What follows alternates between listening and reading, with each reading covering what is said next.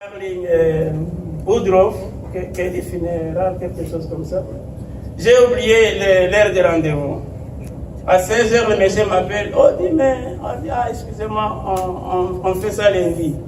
Au lieu encore que j'enregistre dans le téléphone, moi j'ai enregistré encore dans mon portable. Et le lundi, je ne suis pas allé. Amen.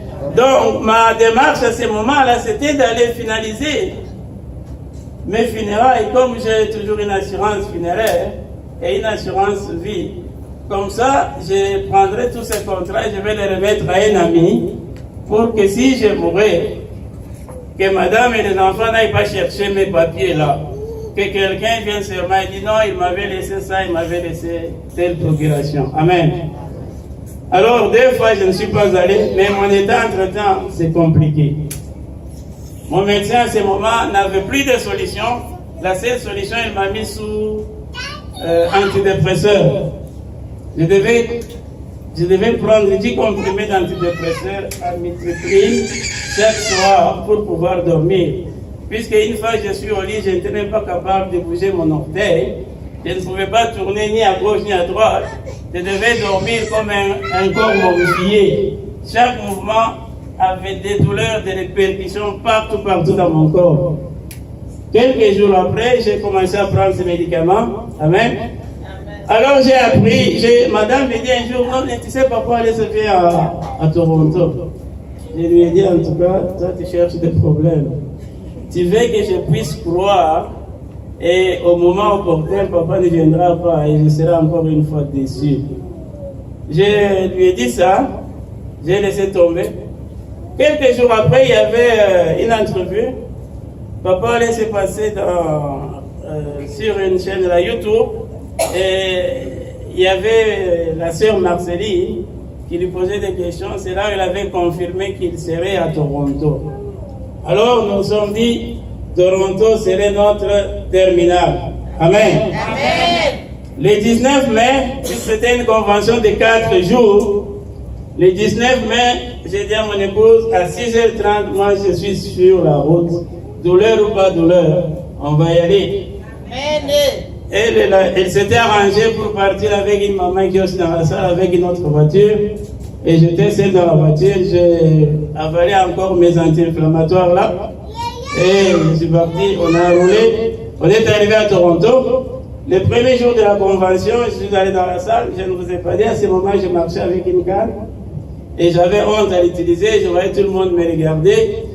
Ma physiothérapeute m'avait dit de marcher par jour que pendant 20 minutes. Imaginez-vous, quelqu'un comme moi, par jour, si je dois faire que 20 minutes sur mes deux genoux. Donc, en d'autres termes, j'étais un homme mort.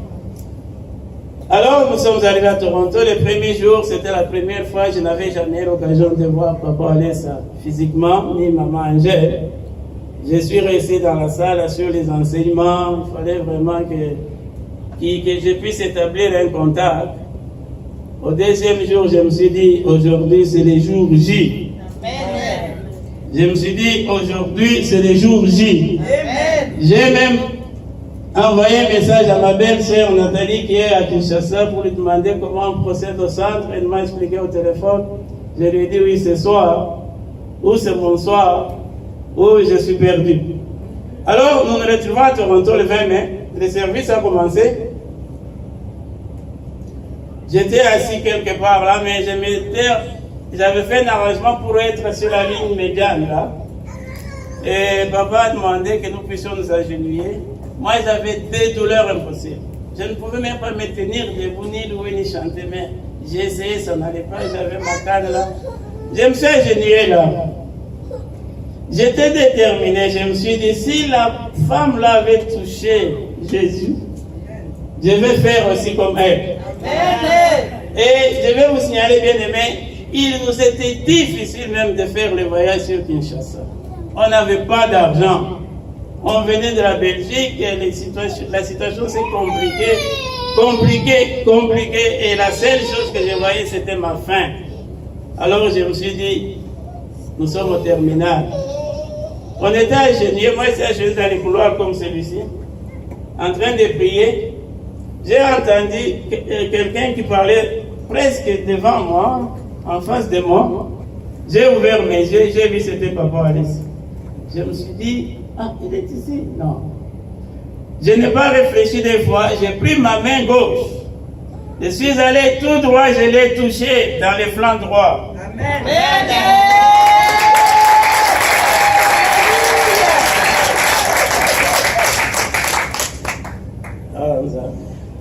Quand je l'ai touché, il voulait retourner sur l'estrade. Quand je l'ai touché, il est revenu sur moi. Amen. Alléluia. Amen. Il m'a touché là et je fus projeté par terre. C'était le début de ma délivrance. J'ai entendu quelqu'un dire, ce monsieur-là, Zanamolangi, je crois que c'était papa, et puis il a demandé à ceux qui étaient là de m'amener devant.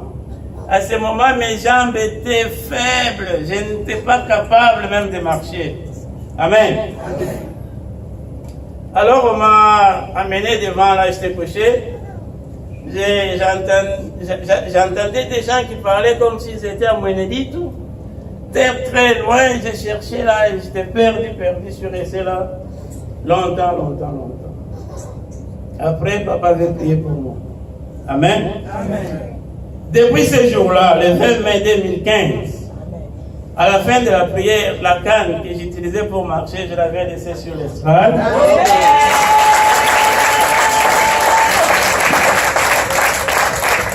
Depuis ce jour-là, j'avais arrêté à prendre les anti-inflammatoires. J'avais arrêté de prendre les antidépresseurs. J'avalais par jour au moins 25 comprimés. Par jour, en totalité, j'en avalais 25. Et j'avais arrêté toutes ces choses. Bien aimé, ces jours-là, c'était un jour que je ne peux pas oublier. Puisque j'avais eu ma délivrance ces jours-là. Jusqu'à ces jours ici, je n'ai jamais eu encore des douleurs dans mon corps. Non.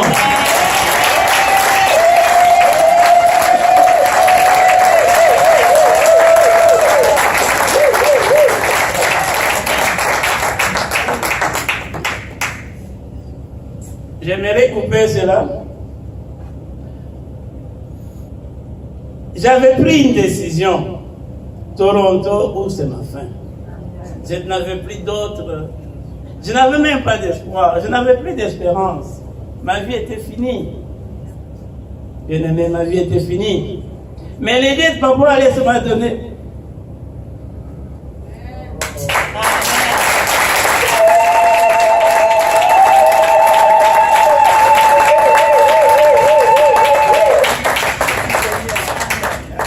Il m'a donné de l'espoir, il m'a donné de l'espérance. Amen. C'est ainsi que, merci maman. Quand nous sommes rentrés ici à Ottawa, je me suis engagé à travailler dans ce ministère. Amen.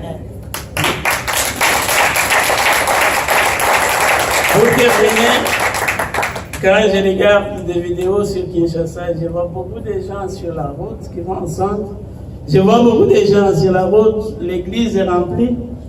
Mais je me suis posé la question, qu'est-ce que Papa Wallace vient chercher ici? Qu'est-ce que Maman Angèle vient chercher ici à Ottawa? Nous ne sommes pas même pas 1000, même pas 2000.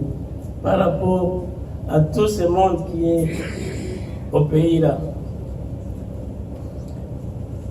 Bien aimé, c'est pour dire ceci. Papa a une famille au pays, mais il se donne la peine d'aller très loin.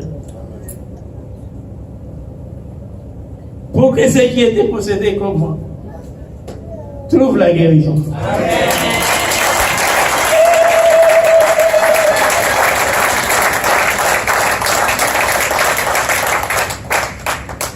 J'aimerais sincèrement remercier l'homme de Dieu.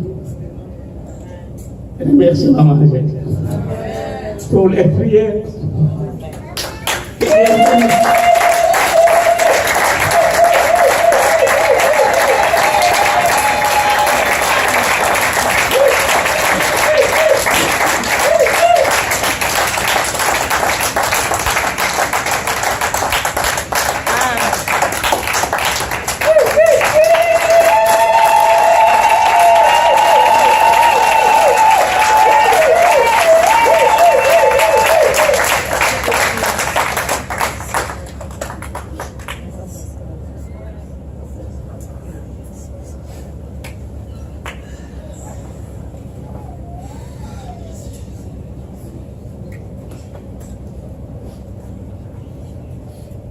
Amen. Merci beaucoup pour votre soutien, votre support.